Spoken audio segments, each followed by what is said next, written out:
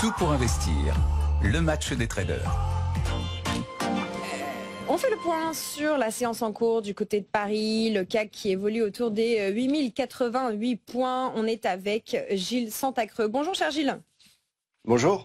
Qu'est-ce que vous surveillez ce matin? Quelle est l'humeur et que faites-vous?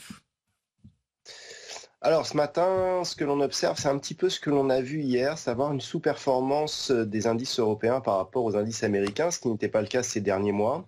On voit que l'on a ce rééquilibrage, donc ce qu'il va falloir observer, c'est si on n'a pas un rattrapage justement des indices américains par rapport aux indices européens, ce qui voudrait dire qu'on pourrait avoir un rebond du côté des US sans avoir de rebond du côté de l'Europe. Par contre, on avait eu une alerte baissière hier soir avec une clôture sous la zone des 8045 points.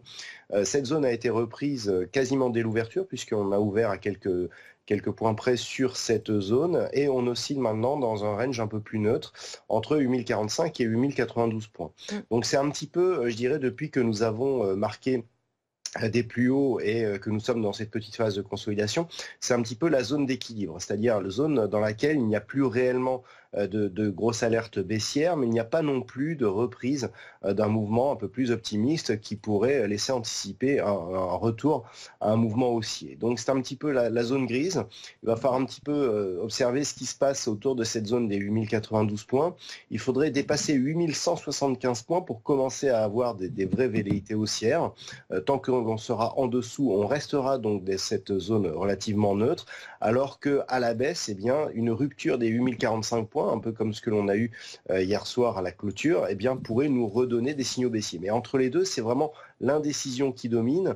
Au niveau de mes algos, c'est légèrement haussier, mais une hausse qui semble fragile. Au niveau des volumes, ce que l'on a aujourd'hui, c'est correct, mais je dirais sans plus. La cote est plutôt portée par le secteur bancaire qui est un petit peu en surperformance par rapport au reste donc, des autres valeurs de l'indice.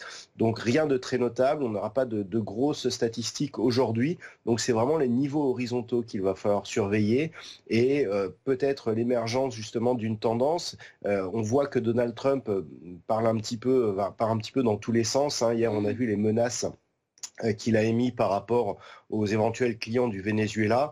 On a l'impression, je dirais, que c'est la pression qu'il essaye d'exercer au travers de ses droits de douane part un petit peu dans tous les sens. Alors d'un côté, ça inquiète les marchés, mais au final, on commence à s'habituer. C'est peut-être ce à quoi on est en train d'assister donc sur les marchés mondiaux. Merci beaucoup Gilles. Alexandre Baranez est également avec nous. Bonjour Alexandre. Est-ce que vous nous entendez, chef analyste chez IG? Alexandre, comment vous démarrez la journée? Qu'est-ce que vous surveillez comme niveau technique ce matin? On a, sur le CAC, si vous voulez, comme sur l'ensemble des marchés européens, il y a un sentiment qui est double, si vous voulez. Le premier sentiment, c'est que sur des horizons moyen terme, 12 mois, 24 mois, il faut impérativement avoir de l'Europe dans ses portefeuilles. Il faut avoir du CAC, il faut avoir du DAX, il faut avoir du MIB italien, il faut avoir de l'IBEX, l'espagnol aussi, parce que ce qui s'est passé en Allemagne, et on aura de cesse de le rappeler, c'est un vrai game changer pour la partie investissement, pour la partie Europe, et c'est un phénomène donc qui a déjà été intégré en partie par le marché, mais qui va produire des effets de manière structurelle pendant plusieurs années. Donc rester à l'écart du marché européen, si on a des craintes sur les questions de taxes commerciales ou autres, je pense que c'est, sur un horizon moyen terme, c'est une erreur, avec en plus des baisses de taux de la BCE qui vont continuer d'arriver notamment, et puis la Chine qui va un peu mieux aussi, qui va continuer à produire ses effets par le biais des balances commerciales notamment croisées avec l'Europe. Donc sur un horizon de quelques mois, je n'ai pas d'inquiétude particulière. Le sentiment, c'est celui qu'on donne en fait sur la trentaine depuis quelques semaines maintenant, et le CAC pour l'instant ne donne pas tort sur cette approche-là. C'est une approche toujours de prudence par rapport au fait que, à court terme, et Gilles en a bien parlé, la question tarifaire américaine est totalement floue, si vous voulez. Alors effectivement, il y a Trump nous parle vendredi dernier de flexibilité, d'une approche un peu plus ciblée ou autre, mais il rappelle quand même le mot réciproque. Ça va être des taxes réciproques.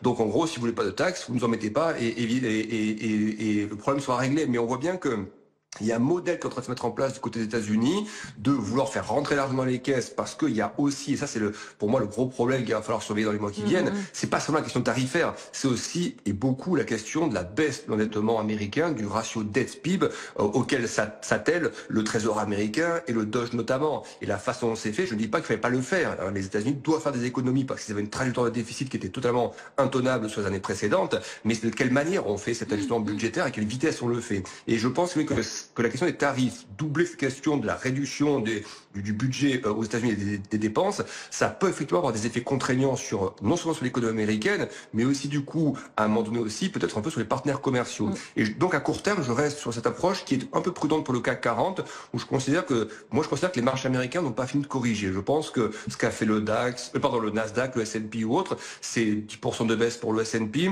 Je pense qu'on peut aller chercher de l'ordre de 15%. Et je dis pas 30%, mais je pense qu'on peut aller un peu plus bas sur les marchés américains avant que ça aille mieux. Et je suis pas convaincu que si ces marchés américains connaissent une vague de baisse, une deuxième vague d'accélération baissière, que l'Europe puisse, comme elle l'a fait depuis maintenant 2 mois, surperformer. Parce que justement, cette surperf a déjà eu bien lieu en Chine et en Europe par rapport aux États-Unis. Je me dis que si la volatilité repart un peu encore ou se maintient un peu côté US pendant quelques semaines, voire quelques mois, je pense que l'Europe, dans ce laps de temps-là, peut aussi être un peu contrainte par des phénomènes purement financiers, moins par rapport à des craintes par rapport à l'Europe, mais plutôt par un phénomène de volatilité sur les marchés américains qui aurait un petit peu des effets aussi collatéraux sur la partie européenne. Donc je suis un peu prudent toujours dans cette zone. Je considère que si on revenait sous les 8000, même 7009 ou 7008, ce serait pas une impossibilité dans les jours et les semaines qui arrivent. Prudence de la part d'Alexandre. Merci beaucoup Alexandre Baradès de CIG. Et juste avant vous, on entendait Gilles Santacreux et ses algos du site boursicoté.com. On vous retrouve en podcast d'ici quelques secondes sur notre site et notre application. Les niveaux techniques à suivre au quotidien tous les matins dans Tout pour investir.